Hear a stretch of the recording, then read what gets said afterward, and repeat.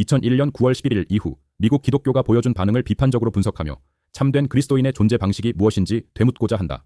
설교자는 9.11을 단순한 테러 사건이나 국가적 비극이 아닌 미국 그리스도인들이 신앙의 본질을 직면하게 된 종말론적 사건 스뭇으로 해석한다.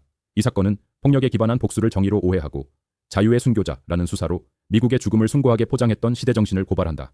설교자는 9.11 이후의 감정이 예수님의 십자가 이후 제자들이 느꼈을 당혹감과 비슷했을 것이라고 말한다.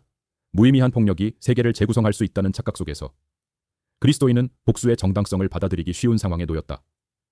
그러나 그는 예수의 백성은 이러한 폭력적 내러티브에 참여하지 않고 자신들이 스스로 만든 이야기들을 따르지도 않는 존재라고 단언한다.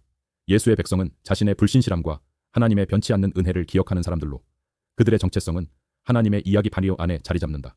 설교자는 요더의 신학을 빌려 예수의 죽음이 단순한 속죄론적 해석을 넘어서 공동체 간의 역사적 분열을 극복하는 사건임을 강조한다. 그는 신약 성경의 중심 메시지가 개인의 죄책감 해결이 아니라 원수되었던 공동체 간의 화해임을 강조한다. 이러한 화해는 인간의 행위로 성취되는 것이 아니라 이미 예수 그리스도의 죽음과 부활을 통해 이루어진 것으로 선언된다. 따라서 우리는 전쟁을 더 이상 배우지 않는 자들로서 이 새로운 시대를 살아가야 할 종말론적 존재들 뿐이다. 설교자는 이어서 산상수훈의 원수를 사랑하라는 명령은 선택이 아니라 정체성에 근거한 요청이라고 주장한다. 예수께서 이 명령을 하셨다는 사실 자체가 우리가 그 실천이 가능하다는 믿음을 가져야 할 이유가 된다고 설명한다. 만일 원수 사랑이 불가능하다면 우리는 예수를 거짓말쟁이로 만들어야 할 것이다. 하지만 예수는 살아계시며 그의 부활은 이 명령을 지킬 수 있는 능력을 우리에게 이미 주셨다는 증거이다.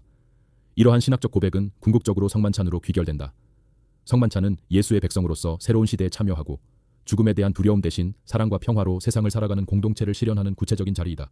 설교자는 성찬의 떡과 포도주가 그리스도의 몸과 피가 되었듯이 그 공동체 또한 세상에 대한 하나님의 응답, 즉 비폭력적 사랑의 실천이 되어야 한다고 강조한다. 이 설교는 신학적으로 종말론, 교회론, 속죄론, 비폭력 신학을 통합하며 깊이 있는 성찰을 제공한다. 그러나 몇 가지 한계도 지적할 수 있다.